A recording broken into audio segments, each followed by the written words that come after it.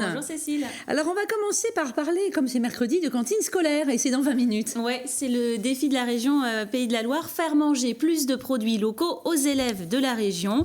Alors aujourd'hui, dans cet article, on apprend que seulement un quart des denrées que nos enfants mangent à la cantine, en fait, sont en provenance de la région, sont locales. Alors ce qui est majoritairement en provenance d'ici, eh bien, ce sont pain et pâtisseries. Et puis après, c'est la viande, à hauteur de 40% par exemple.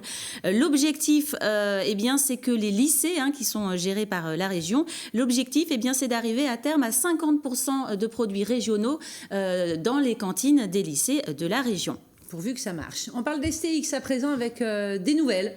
Alors c'est une information qui est à la fois dans Ouest France et dans Presse Océan ce matin. Les deux journaux annoncent que la vente d'STX va se faire en bloc. STX, le groupe sud-coréen, ce n'est pas que STX Saint-Nazaire, STX Offshore.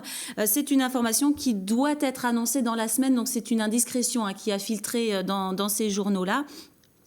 On rappelle que le chantier est dans le rouge et donc ça, que ce soit vendu en bloc, ce n'est pas une bonne nouvelle. On pourra le lire dans les articles parce que ça veut dire que c'est un achat qui va être plus conséquent et donc ça va être peut-être plus compliqué pour la France de sauver les chantiers. Je vais enchaîner avec Ouest France puisque vous l'avez dit tout à l'heure. C'est la journée des enfants, c'est aussi la journée des vacances scolaires puisque ce sont les vacances de la Toussaint qui commencent. Et dans Ouest France, aujourd'hui, on a un petit focus sur la ville de Saint-Herblain avec des idées de sortie. Par exemple dans le quartier du Tillet avec des espaces jeux également à l'espace Soleil Levant. Et puis voilà, un rappel également qu'on peut aller faire du poney, qu'il y a du cinéma, puisqu'aux vacances de la Toussaint, en général, il fait pas très beau. Donc c'est tout un tas de petites informations pour les habitants de Saint-Herblain.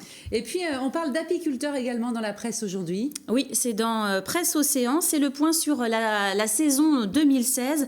On apprend qu'elle est catastrophique pour les apiculteurs avec seulement une moyenne de 7 kilos de miel récolté par ruche. En fait, l'an passé, ils en avaient récolté 3 fois plus, 20 kilos.